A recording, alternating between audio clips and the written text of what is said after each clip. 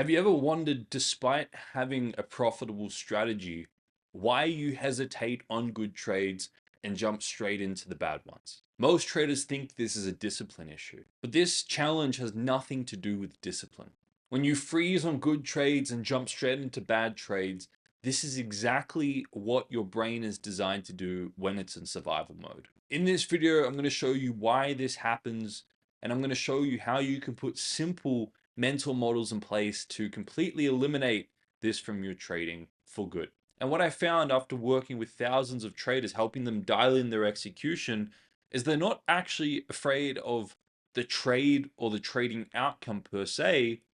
They're not necessarily afraid of losing the dollar amount they're risking or the percentage they're risking, but what they're really afraid of is what the brain resurfaces for them. These questions of what if I'm wrong again? And it's the challenging of their pride and the challenging of their intellect in that moment if they lose. What happens if I lose again? What does that resurface for me? And what does that make me face about my own psyche that I'm insecure about? Their intellect, their pride, their ego. All these things are challenged at the loss of a trade that aligns with their plan. What if this particular trade proves that I'm not good enough? What if this particular trade shows that my trading plan isn't good enough, or my execution isn't good enough, or that this trading strategy won't help me achieve my trading goals? Or what if this particular trade shows me that I'm not good enough? These are all the questions and the anxieties that surface in the brain, and these are all the responsibilities and things you have to face by actually sticking to your trading plan. So your brain in that moment does the safest thing it knows, and it avoids the trades that matter. It avoids the trades that actually align with the trading plan, and it takes impulsive ones that feel less threatening. The trade, your lower animal brain, the amygdala, is never prioritizing long-term profitability. It's always prioritizing its short-term safety and the protection of your pride and the protection of your ego. So to the lower animal mind, the perfect good trade, it feels too serious because there's accountability on the line there. It feels too vulnerable because if that doesn't work out, then this whole idea you had about your trading is challenged and it's too high in responsibility. However, the bad trades, they feel relieving, they feel stimulating, and they're very low in pressure. If I take a bad trade and I take a loss, yeah, there's short-term consequences there, but it doesn't challenge this whole vision and this whole fantasy I've created for my trading and for my life being reliant on my trading. So the dopamine research shows that dopamine rewards the anticipation and action, not necessarily the outcome. And the impulsive trades give emotional relief, and the brain learns to repeat them. So the reason your brain continues to choose the bad trades is because it doesn't have to face the responsibility of taking a good trade and that not aligning with the overall fantasy you had for your trading. And the brain learns to associate dopamine to that relief, and it continues to repeat the pattern. Because your lower animal brain isn't chasing profit, it's chasing that emotional relief, that short-term emotional relief. Now, you don't fix this hesitation or this choosing of bad trades through motivation or discipline or trying hard or any sort of willpower. It can only be fixed through reducing the threat signals and understanding why you're being triggered and how you're being triggered, by training your emotional safety under risk and redefining what risk means to you and rewiring this execution confidence. This happens through gradual conditioning of doing the right things. So if there's a trader I'm working with that's consistently hesitating on so-called good trades and taking bad trades, it's an indication they have a motive to staying out those good trades, those trades that align with their trading plan. And the goals they say they want and the goals they think they want, there's an incongruency with what deep down they truly want because they have a motive to not having those particular things. So what I usually get those traders to do is to reduce their risk on each individual trade and lower their risk and create like a little bit of a sandbox training ground, a little playground where they can start to really rewire their dopamine association and how they execute trades, and then I scale them back up. But one of the first things I get them to do is to redefine their expectations.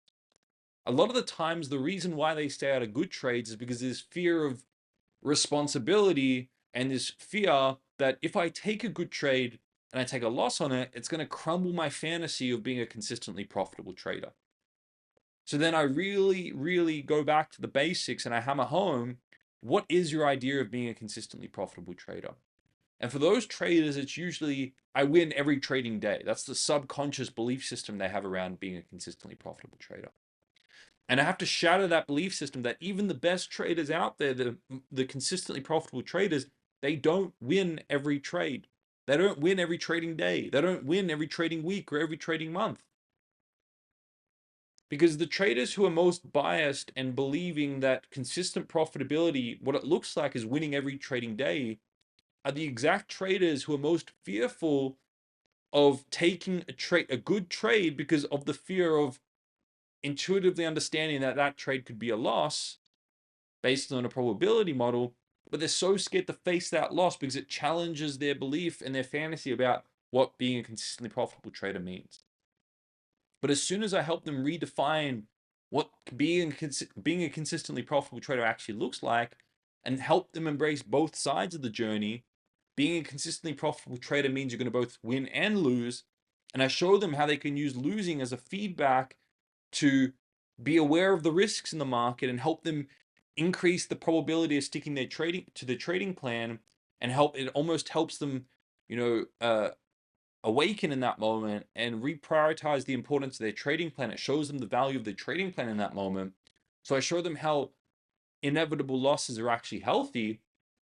And then I show them the drawbacks of winning in that moment all the time. And I show them how when they win, they get overconfident, they lack teachability, they deviate from their trading plan, they minimize the risks in the market. And I show them how winning all the time can be a blind spot and kind of balance out their perspective to the point where they realize that to be a consistently profitable trader, it's important to have both losses at times and wins at times, because the losses kind of keep you aware and focused, and the wins kind of remind you of the potential in the market. So both are necessary guardrails on your journey to consistent profitability. When I scale their risk down and I help them redefine winning and losing and encompass both sides of the journey, now all of a sudden they hesitate less on good trades because they're taking into account both potential outcomes of taking that good trade. And they've already accepted both potential outcomes. And they're now more aligned with probabilistic thinking. So now all of a sudden they don't have a motive to avoid good trades.